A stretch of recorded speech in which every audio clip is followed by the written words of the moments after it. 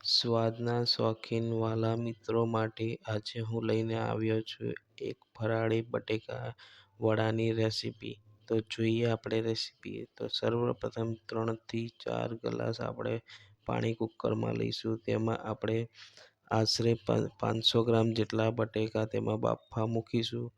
તો બટેકાને આપણે 4 થી 5 વિસલ કુકર ના થાય ત્યાં સુધી આપણે બાફવા દઈશું. ત્યાર પછી આપણે બટેકાને ખોલીને ચેક કરી લઈશું કે બટેકા બફાયા છે કમ્પ્લીટ.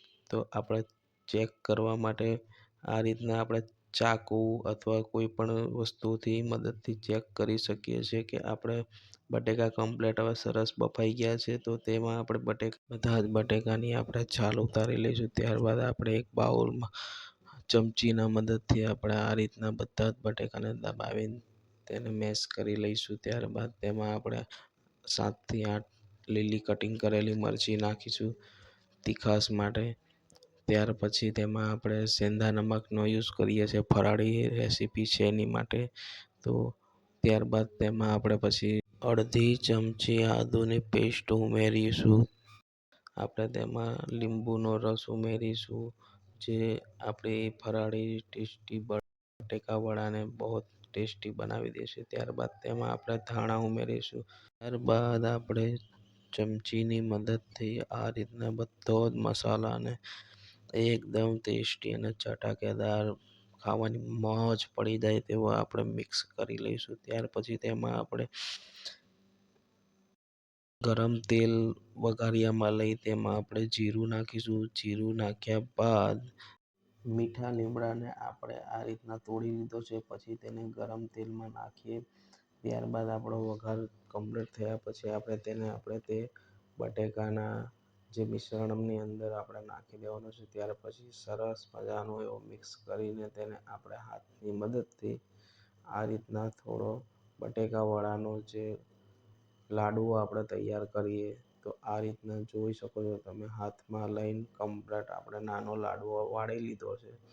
તો તમે જુઓ આ રીતના તમે કમ્પ્લીટ લાડવો વાળવાનો.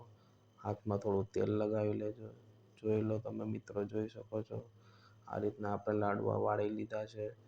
ત્યાર પછી જુઓ આ રીતના કમ્પ્લીટ ઓકે થાળી આપણે બધા થઈ ગયા છે. ત્યાર પછી તેમાં વાટકો અથવા બાઉલની અંદર તમે આ રીતના જોઈ શકો છો સિંગોડાનો ફરાળી લોટ લીધો છે આપણે એક નાનું પેકેટ.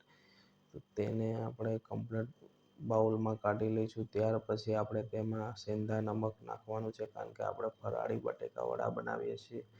તો સેંધા નમક નાખ્યા બાદ આપણે મિક્સ કરી લઈશું અને જરૂર પ્રમાણે જે પ્રમાણે થોડું થોડું બેટર બનાવવા માટે પાણીની જરૂર પડે તેમ આપણે પાણી લઈને ધીરે ધીરે આ રીતના જોઈ શકો છો બેટર બનાવીને કમ્પ્લીટ કરીને તેમાં આપણે પહેલાં બટેકા વડાના જે લાડવા વાળેલા હતા તે લાડવાને આપણે બેટરમાં ડુબાડી આપણે તેલમાં ફ્રાય કરીશું. જોઈ શકો છો તમે મિત્રો કે આ રીતના બેટરમાં ડુબાડ્યા બાદ તેલમાં ફ્રાય કરે છે. જોઈ લો તમે કમ્પ્લીટ ફ્રાય આ રીતના કરવાના છે. ની ફ્લેમ મીડિયમ હોટ પર રાખવી, વધારે ના રાખવી નહીં તો બળી જશે. ફાસ્ટ તેલમાં કરશો તો તમારા વડા બળી જશે, કારણ કે આપણે બેસન નહીં પણ આપણે સિંગોડાનો લોટ લીધો છે. ત્યાર પછી જોઈ શકો છો આપણા બટેકા વડા આ રીતના ફ્રાય થઈ ગયા છે ને એકદમ ટેસ્ટી ક્રિસ્પી મસ્ત મજા પડી જાય.